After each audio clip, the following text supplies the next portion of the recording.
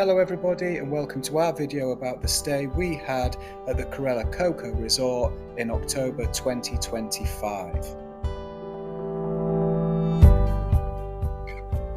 So the first thing to tell you is how long it took us to get from Bangkok down to the pier. Now the pier is called Sribanpi, I think, without butchering it too much, and it took us just under 3 hours. We paid 200 baht to use the toll roads, which just sped it up a little bit, otherwise I think it would take just over 3.5 hours. When you arrive, there's guys there helping you park, telling you where to park. They also helped us with our luggage. When you have parked your car, they normally give you a little piece of paper. You then take that piece of paper up to where you there tell the hotel staff that you're checking in or you're wanting to use the boat. There are toilets at the pier. They cost 5 baht to use. They're not luxurious, but they are clean. So you just follow the luggage or you follow the guys. You walk up here. You pay the lady 100 baht to park your car per day. We were staying 4 days, so it cost us 400 baht. The guys looked after our luggage. The boat set off at 12, I believe, and it took us about 30 minutes to cross.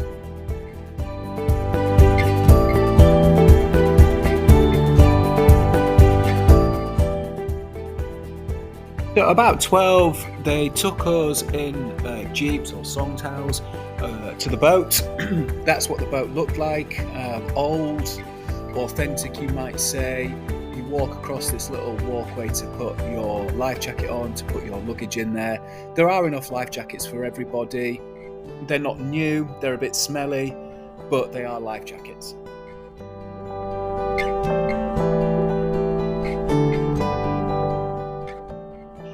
So once you set off on the boat, it takes about 30 minutes, maybe up to 45 minutes, depending on conditions. The crossing was fine for us. It's mid-October and the weather was very, very calm, very good.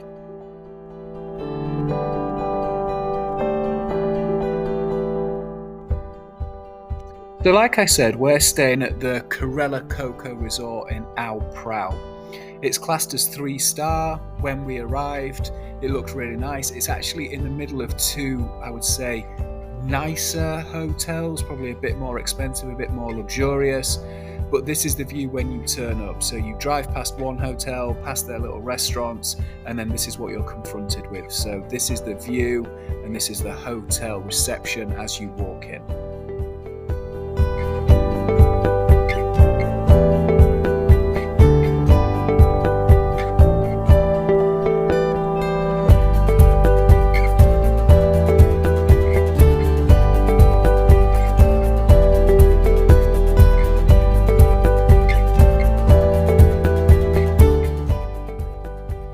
So to give you a sort of look around the hotel resort, it's built onto the side of a hill, so it's very, very steppy. If you are old or don't have as good mobility, then I would 100% this place is not ideal for you. So as I said, we were staying in October, mid to late October. They said that their building work would be finished, but as you can see, it was not. As you go up these steps, they've got their different hotels, so I'm just looking at some of the new rooms which have just been renovated, and they look pretty nice. Although, I did go and have another look inside one of them and had a look around. They're not any bigger, and the view is actually terrible at the moment. It just looks out onto a wooden board. So you keep going up these stairs. We really liked some of the rooms just to the right hand side. I think they're classed as D4 to D8. They had a little balcony outside, but we didn't pay for one of those, so it was D4 to D6, sorry. We didn't stay in one of those, we stayed in A2, which isn't the cheapest room, and we paid just under 4,000 baht, literally 3,900 baht a night, I think.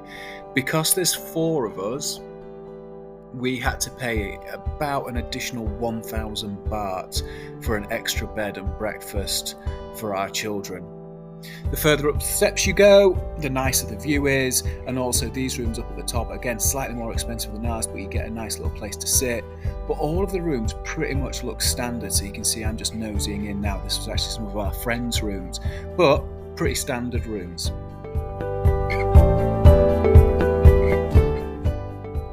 So this is our room, A2. As you walk in, on the right hand side there's the bathroom. This is also where there's a shelf where you can hang your clothes. There's the hairdryer, a kettle and a safe, sink, toilet and shower. The shower had plenty of water, it was always hot, it was never hot enough for us, but it was absolutely adequate. The room itself is simple, a king size bed, a fridge, and then there's the bed made up for our girl as well. Now what I would say is the bed for our daughter there is rock hard, really not worth the money that we paid.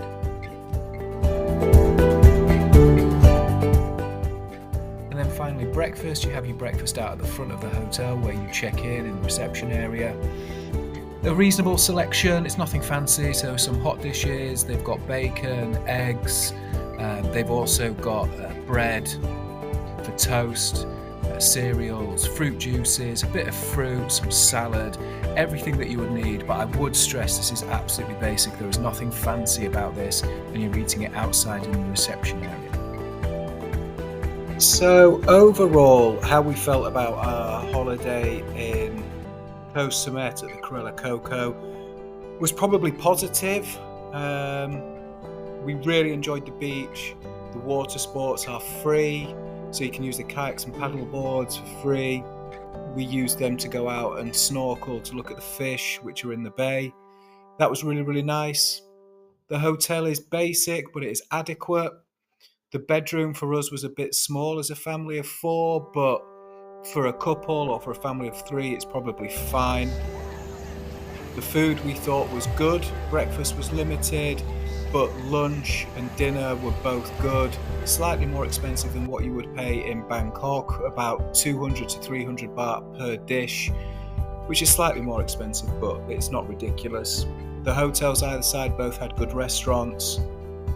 To get to the closest 7-Eleven, it would cost probably between 50 to 100 baht each way on one of the song towels. That was a bit of a frustration, but overall, a nice hotel, lovely location, and we would look to go back to Samet. If you like the video, please hit subscribe, and we'll be sending more videos the more holidays we do whilst we're here in Thailand. Thank you.